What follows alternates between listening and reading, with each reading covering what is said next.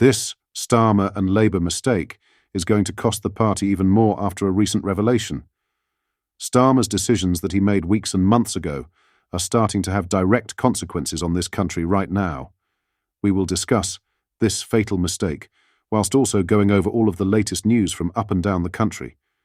But first, hit the like button and subscribe to the channel and join our fast-growing community. Adam Brooks has expressed outrage over the early release of Isaac Donko, a self-proclaimed drill rapper known as Young Diz, under Labour's prison release scheme. He believes this is a serious and fatal mistake made by Starmer. Donko, described by Brooks as a serious gangster, was freed after serving just 5 years of a 12.5-year sentence for kidnapping and torturing a 16-year-old boy. Speaking in an interview, Patrick Christys said, "He was sentenced for kidnap and false imprisonment, GBH, and perverting the course of justice." But because of Labour, it meant that 2 of his 4 offences made him eligible for the early release. Brooks responded, "They told us that there was going to be no violent prisoners released early. Yet this man was so violent and so feared that a whole task force of the men were deployed to take him down." He added, "He really is a serious gangster. 5 years he's done out of 12.5 years. What is the point of these sentences being handed out? I would like to see a complete overhaul of the system. If you get 10 years, you do 10 years." Donko, a gang member from Newham, East London, was jailed in April 2019 for kidnapping a schoolboy and posting videos of the ordeal on Snapchat. He was also accused of grooming young gang members by offering them free food before encouraging attacks on rivals. The victim endured a horrific 2-hour ordeal, during which he was forced to strip naked, beaten with a metal pole, and threatened with boiling water. Donko filmed the torture on his iPhone.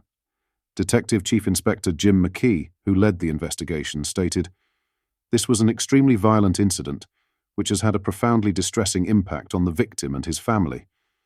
Despite the severity of his crimes, Donko was released earlier this week, along with 1,200 other convicts under Labour's early prison release scheme. The government's early release scheme, aimed at tackling prison overcrowding, has come under scrutiny following Donko's release. The scheme allows offenders to be freed after serving 40% of their sentences, rather than the usual halfway point. Prisoners serving violent offences are typically excluded, but only if jailed for more than 4 years. Donko's 3-year sentence for GBH made him eligible for early release. The Labour leader has expressed frustration with the scheme's implementation. He stated he was really angry after released criminals publicly thanked him. Starmer insisted he never wanted to approve the controversial measure, but felt compelled due to Britain's jails being at bursting point. This is seriously going to backfire in this government's face. Releasing animals like this to house peaceful protesters, people like Peter Lynch, is a genuine disgrace. This what the government thinks of your safety and will stop at nothing to stop you and your free speech. What are your thoughts on this mess? Let me know in the comments. In other news, Nigel Farage has pushed the button on a Tory defection deluge by sending letters to 1,352 Conservative councillors ahead of the 2025 local elections.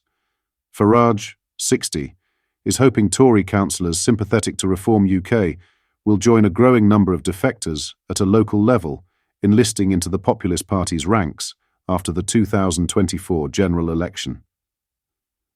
In a copy of a letter obtained by the media, the Brexit Supremo told Tory councillors in Cambridgeshire, "It won't have escaped your notice that just 8 months away from your re-election, Reform UK continues to surge. We won more than 4 million votes at the last election, returning 5 members of Parliament, and every national poll since then shows us closing the gap between us and the Conservative and Labour parties.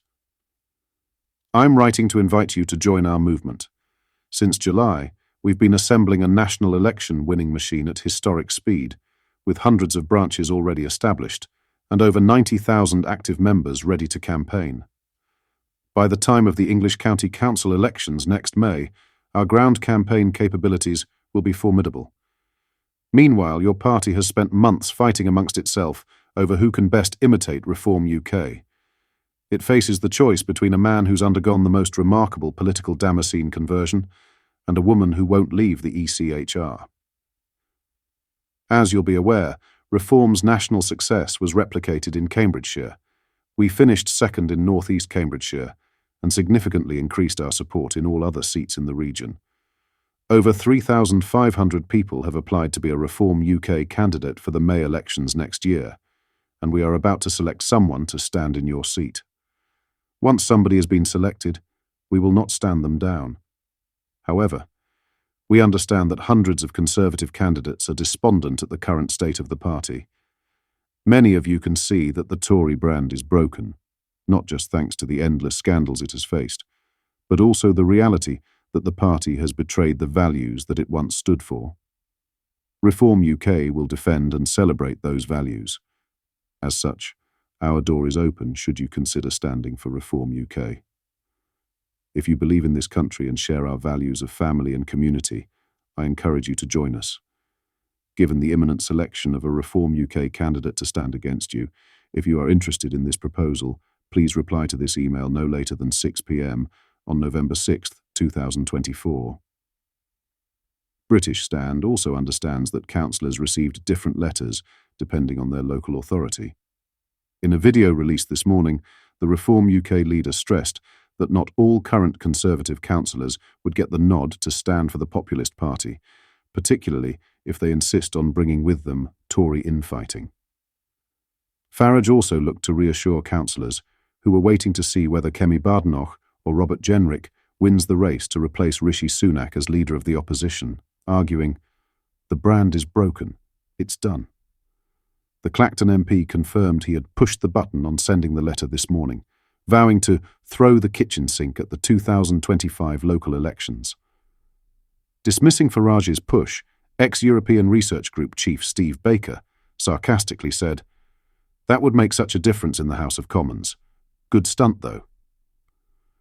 Reform UK is intending to contest in all of the 21 county councils, Doncaster's Metropolitan Borough, and the 9 unitary authorities holding polls on May 1, 2025. Essex, Lincolnshire, Norfolk and Nottinghamshire will undoubtedly emerge as major targets, with Doncaster and the Isle of Wight also potentially proving fruitful.